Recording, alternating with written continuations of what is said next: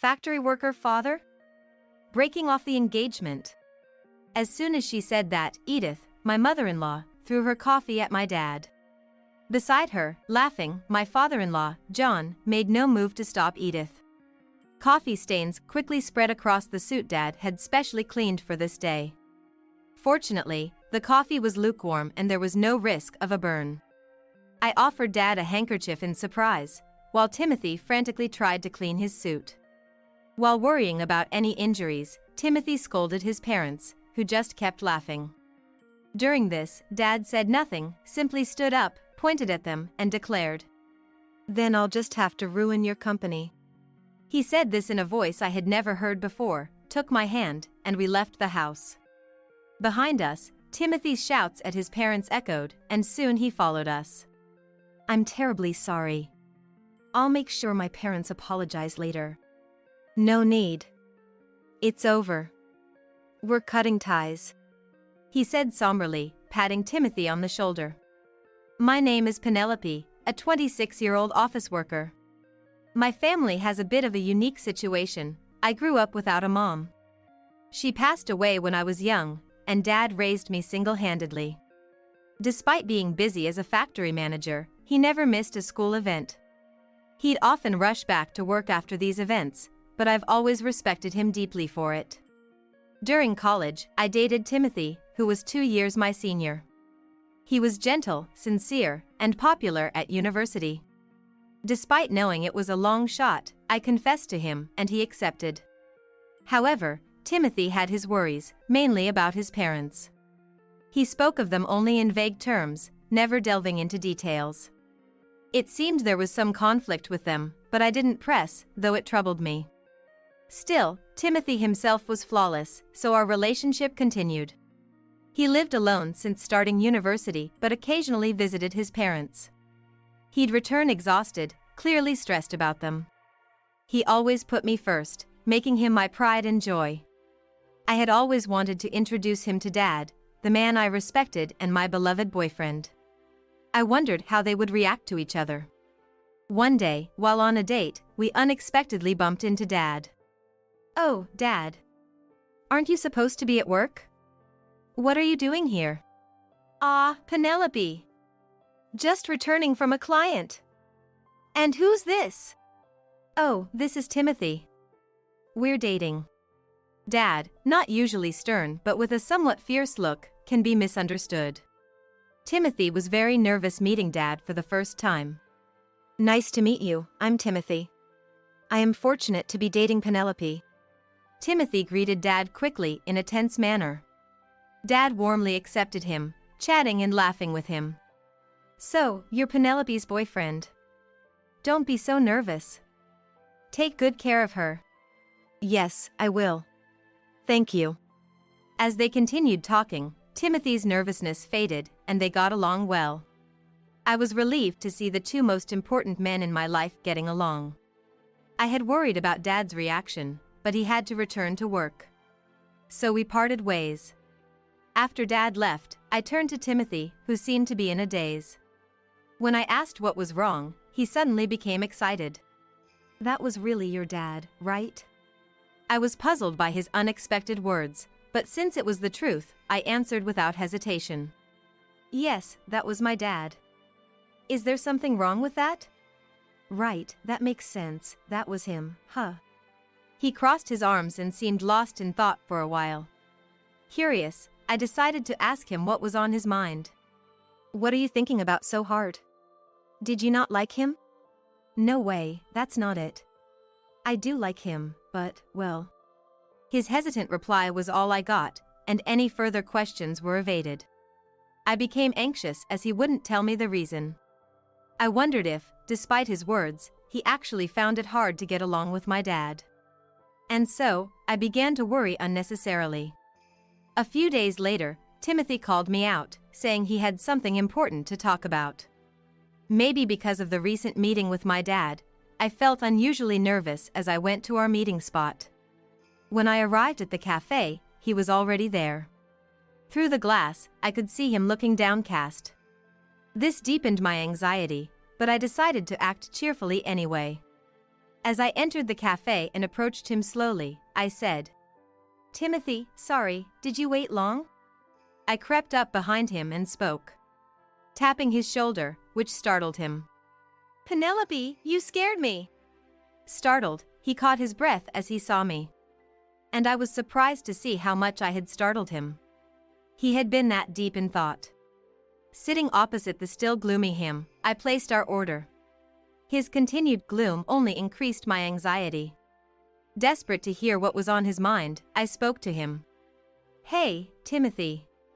What's bothering you so much? Didn't you like my dad?" When I asked, Timothy looked up and immediately denied it. "No, not at all. I actually respect your dad. That's why my. He stopped mid-sentence and looked down again, causing me to sigh. Realizing I had no choice but to press for an answer, I asked directly. "If you have a problem, I want to know. What's troubling you?" He took a deep breath as if making up his mind, then began to share. "I have something to tell you about my parents. It's a long story, but I need you to hear it all." The story he shared was shocking. According to him, his parents lacked grace and only judged people by their education and jobs. He had suffered a lot because of them, as they habitually interfered with his life. Whenever he introduced a girlfriend, they would criticize her and drive her away. The women would leave, often in tears, breaking up with him. That's why he wanted to marry me, but was troubled about bringing up his parents. But that's not a problem. We just don't have to involve them after getting married, and endure only during the marriage proposal. Dad seemed to like Timothy, so what was the issue? "I don't mind about that, it's okay. Dad liked you too, so don't worry." "Really? That makes me happy. When I first met your dad, I was shocked to see how different he was from my own parents. I thought, if I marry Penelope, I'll become the son of such a great dad, even if it's just by marriage. But getting married means your parents become mine too, and I couldn't make up my mind." He brightened up when I mentioned Dad liked him, but then he sighed deeply again. However, an idea seemed to strike him, and he looked up, apologizing. "When we go to my parents to announce our marriage, can your dad come with us? I want them to know such an admirable person exists. It might not change them immediately, but I hope it will make them rethink." "Okay. I'll talk to Dad. But I wish you had told me this more straightforwardly." "Oh, sorry. I'll properly do it now." Realizing his oversight, he hastily made a proper marriage proposal. Having accepted his proposal, I decided to discuss it with Dad. Initially reluctant, Dad agreed to join us for the marriage proposal visit after Timothy asked. We then coordinated with Timothy to schedule a visit to his parents. On the day of the visit, we stood in front of Timothy's parents' house, all of us neatly dressed. It was my first time meeting Timothy's parents, and knowing their reputation made me nervous. Seeing us tense, Dad chuckled and reassured us. "Don't be so stiff. Timothy's parents are just overly concerned. Be confident." Feeling reassured by Dad's pat on our shoulders, my tension eased slightly. As the appointed time arrived, Timothy rang the doorbell. But there was no sound inside, making us wonder if they were not home. In a bit of a panic, Timothy rang the bell again, but still no response. Feeling awkward in front of Dad, Timothy excused himself and went inside first. Dad and I exchanged glances, waiting silently for Timothy to return. After a short while, Timothy reappeared at the entrance, looking flustered. Before I could ask what happened, he started making excuses with a forced smile. "Sorry, I was just delayed. Please wait a bit longer, I'll be ready soon." He quickly went back inside. Dad sighed in disbelief at this behavior, and I felt increasingly anxious. I feared this incident might derail the marriage talks. Though Dad is not quick-tempered, he dislikes dishonesty. So, I couldn't help but consider the worst-case scenario. As these thoughts crossed my mind, Timothy finally came back to the entrance. Apologizing, he invited us inside. Inside, Timothy's parents were already sitting on the sofa, but their demeanor was strange. Editham, his mother greeted us with a sarcastic smile and arrogant attitude, while John, his father, seemed disinterested and looked away. Though we were led to the sitting room, the coffee served was lukewarm. Silent since our arrival, Timothy's behavior, and the tense atmosphere made me uneasy. However, knowing we needed to greet them, I tried to compose myself. As Timothy introduced his parents and us, I felt warmth in my heart from his considerate introduction of Dad and me. But his parents scoffed at our introduction, and the next moment Edith's hand reached for her cup, shocking me. Factory worker father? Breaking off the engagement. As soon as she said that, Edith threw her coffee at Dad. Beside her, laughing, John made no move to stop Edith. Coffee stains quickly spread across the suit he had specially cleaned for this day. Fortunately, the coffee was lukewarm, and there was no risk of a burn. I offered Dad a handkerchief in surprise, while Timothy frantically tried to clean Dad's suit. While worrying about injuries, Timothy scolded his parents, who just kept laughing. During this, Dad said nothing, simply stood up, pointed at them, and declared, "Then I'll just have to ruin your company." He said this in a voice I had never heard before, took my hand, and we left the house. Behind us, Timothy's shouts at his parents echoed, and soon he followed us. "I'm terribly sorry. I'll make sure my parents apologize later." "No need. It's over. We're cutting ties," Dad said somberly, patting Timothy on the shoulder. Then we went back to our house with Timothy, and Dad immediately changed his clothes. Meanwhile, Timothy earnestly apologized outside Dad's room, with Dad's troubled voice occasionally heard. But I was too shocked by Edith's actions to pay much attention to anything else. From the moment I saw their faces, I knew getting along would be difficult due to their arrogant attitude. But I never expected them to do something like that, and I was furious that they belittled Dad. Sitting on the living room sofa and clenching my fists, I kept replaying the earlier events. I knew getting worked up wouldn't help, but I couldn't help myself. Eventually, Dad came into the living room after changing, followed by Timothy, who immediately apologized to me. "Penelope, I'm truly sorry. I had no idea they would do something like that, let alone belittle someone. I'm really sorry, I did a terrible thing." Timothy probably knew it wasn't something easily forgiven. The fact he didn't ask for forgiveness showed his sincerity. This made me feel like I should apologize to him. I took Timothy's hand, who was on his knees, and apologized. "I'm sorry too for saying something so thoughtless without knowing anything. I never expected it to turn out like this." Then I turned to Dad to offer my deepest apology. "Dad, I'm sorry too. My careless suggestion led to this mess." Dad just looked down and shrugged his shoulders in response to my apology. It's no wonder he didn't say anything. This situation was unexpected for everyone here. But this meant his earlier words might actually come true. I decided to ask him directly about his intentions. "Dad, what you said to them earlier, was that true? Are you really planning to ruin their company?" In response to my question, Dad looked at Timothy and then nodded firmly. "Yes, it's true. I do intend to do it. His company's performance has been poor, and I've been thinking about what to do with it. It's a good opportunity to cut it off." Dad's eyes were serious and unwavering. He is the owner of a factory, a well-known leading local company where he started as a worker. He first worked as a worker at this factory. He gave up his dream of becoming a painter after Mom passed away to raise me alone. Working tirelessly in the factory, his hard work was recognized, and he climbed the ranks.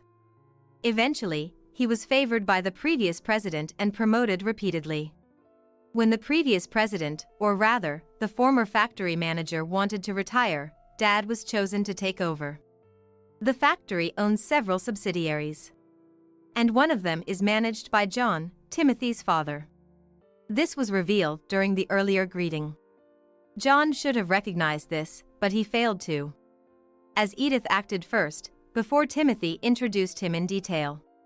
Timothy just wanted to say that Dad worked in the factory, which is the parent company of John's.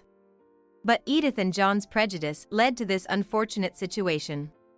If they had listened properly, this might not have happened. Dad said John's company seemed to be mismanaged. This could potentially affect Dad's factory, so he had been considering what action to take. I was thinking of layoffs to improve management, but I'd rather avoid that if possible. It seemed like the right time to make a cut. He smiled troubledly, probably not wanting to lay off employees. Regret tinged his words. After saying this, he turned to Timothy and said in a low voice, "I've decided to do it, but it means your parents will be in trouble. It's harsh, but are you sure you're okay with this?" Faced with this question, Timothy hesitated for a moment but then looked Dad in the eye and replied, "I've already cut ties with them. They did unforgivable things. They need to atone for it, and I want them to reflect on this incident and everything else. More than that, I have a request. It's inappropriate at this time, but I must ask, please let me get engaged to Penelope. I'm aware of the trouble my parents caused. More than anything, I want to be with Penelope. Please allow it." Dad crossed his arms, deep in thought. It may seem inconsiderate right after such an incident. However, moved by Timothy's fervor, I also pleaded with Dad. "I also ask you, Dad. Despite everything, I want to be with Timothy." After hearing our pleas, Dad hummed for a bit before shaking his head as if resigned.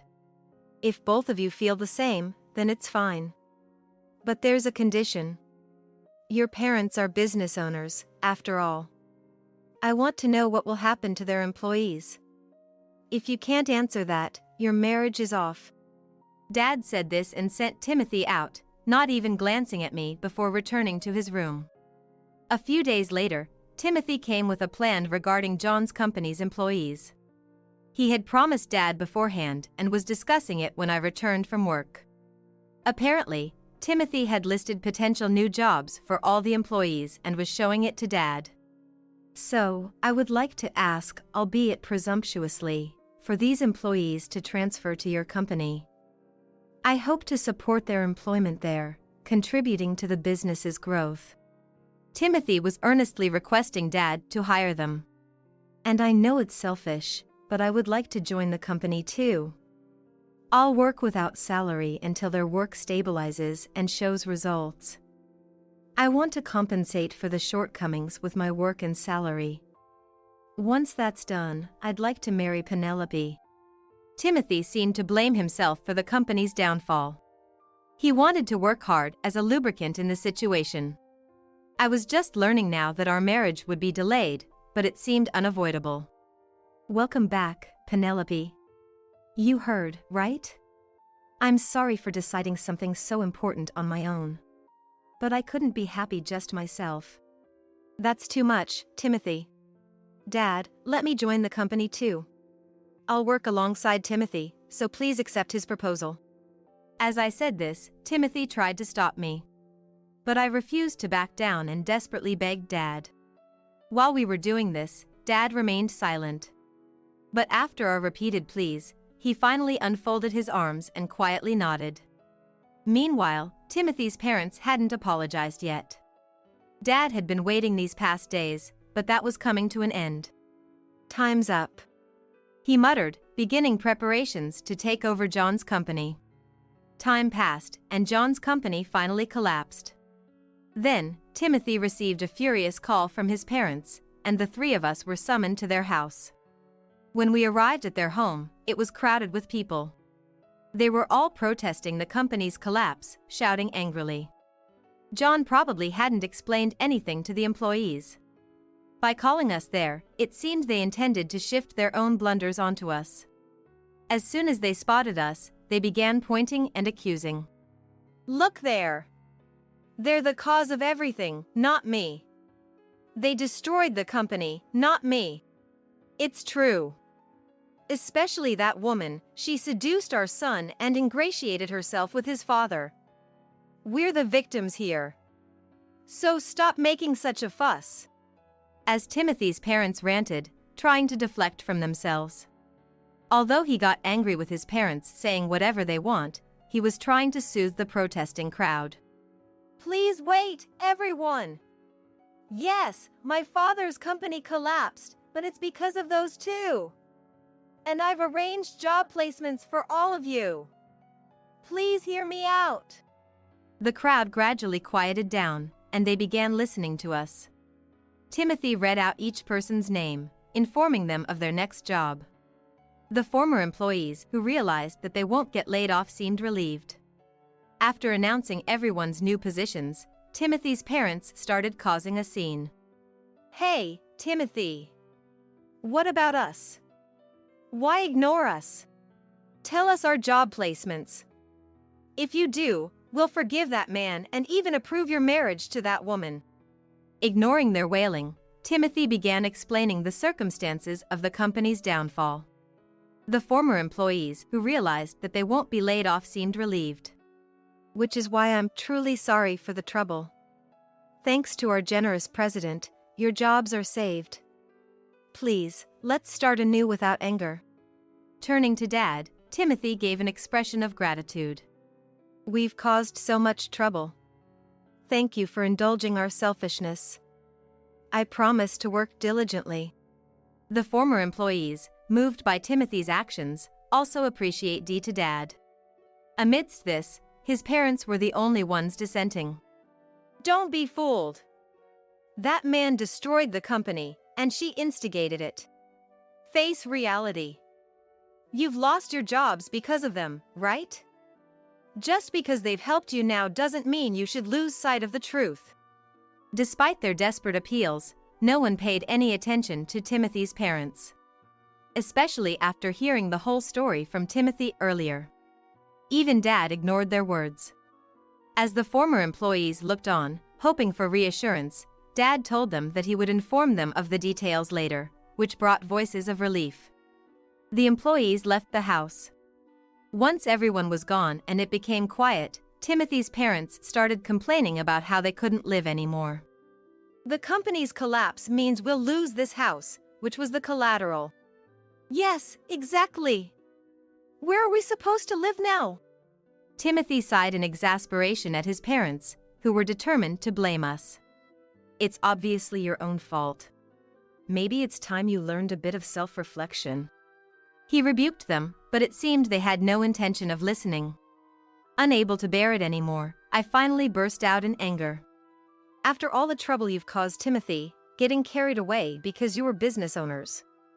Isn't this all because you only cared about titles? My words prompted them to retort. But Dad intervened, not letting them speak. A business owner is responsible. Taking responsibility is part of the job. Do your last duty properly. Receiving a stern scolding from each of us, they were left speechless. Leaving the two of them behind, we departed from there. Eventually, they lost everything: the company, the house, and the land. They didn't offer any compensation to the former employees and seemed to have dodged the issue. However, having lost everything, they ended up arrested for Dash. They contacted Timothy for help, but he coldly refused, having cut ties with them. They're probably in jail now. Since then, we've received no contact from them. Even if they got out, they still had to atone for their actions towards the former employees.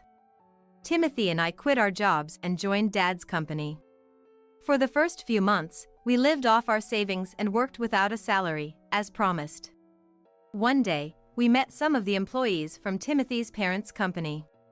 Recognizing us, they rushed over, eagerly shaking our hands, expressing gratitude for the new job. And thanking Dad for taking them in. They thanked Timothy for arranging it and thanked me for my help. I didn't remember, but I had helped them with some documents when they first joined. Grateful for everything, they left, saying they'd continue to work hard. Hearing this, we felt relieved and hurried to Dad's office. He warmly welcomed us in his office and handed us thick envelopes. What is this? It's your unpaid salaries. It didn't all fit in one envelope, so there are several. Dad chuckled, leaving us astonished. We hadn't been here long enough to compensate for employing many new workers. Yet, we were being given our salaries. Bewildered, we just stood there. But Dad continued, thanking us. Thanks to you, they work with enthusiasm. They always express their gratitude and worry about you. I couldn't shame myself by not paying such excellent employees. And our performance has definitely improved. Thank you. Hearing this, we embraced and cried together. We had been so focused on ourselves that we're unable to see anything else around us. But more than that, we were moved by their concern for us. Then Dad said something even more heartwarming. Timothy, I'm impressed with your leadership. If my daughter agrees, will you marry her? Yes. Yes, of course. I promise I'll make her happy. With a tear-streaked face, Timothy promised me and Dad. I hugged him and cried together. So, we got married. We continue to work together at Dad's company, living happily. Gradually, work has become more efficient, allowing us to have a broader view of the company, even discussing productivity with Dad. Timothy visits the factory and subsidiaries, asking about inconveniences and proposing solutions, staying very busy. We both work with more passion than at our previous jobs. Finding fulfillment really does change one's work ethic. But soon, that will have to be put on hold. I'm taking maternity leave from Dad's company. Dad, Timothy, everyone at the company, and I are all looking forward to the arrival of our grandchild.